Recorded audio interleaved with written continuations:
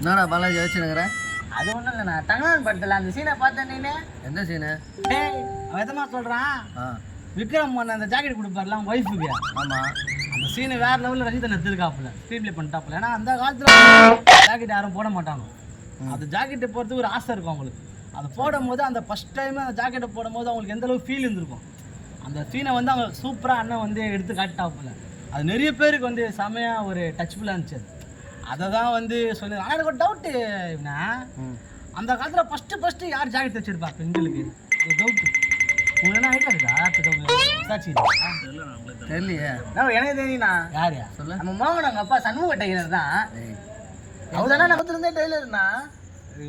அவருக்கு சத்தியத்துக்கு தெரியாது. ஹலோ ஃப்ரெண்ட்ஸ், தமிழ்நாட்டிலே ஃபஸ்ட்டு பெண்களுக்கு ஜாக்கெட் தைச்ச டைலர் பேர் உங்களுக்கு தெரிஞ்சதுன்னா கமெண்ட் பாக்ஸில் கமெண்ட் பண்ணுங்க. உங்கள் வீடை தேடி கூட உங்கள் அட்ரஸ் அனுப்புங்க. உங்கள் வீட்டை தேடி கிஃப்ட் பாக்ஸ் வரும். ஓகே? கிஃப்டா? போய் அதெல்லாம் ஒன்றும் இல்லை. எங்களுக்கே யூடியூப்பில் ₹1 கூட வரல. இல்லை உங்களுக்கு ஏன் கிஃப்ட் தராது?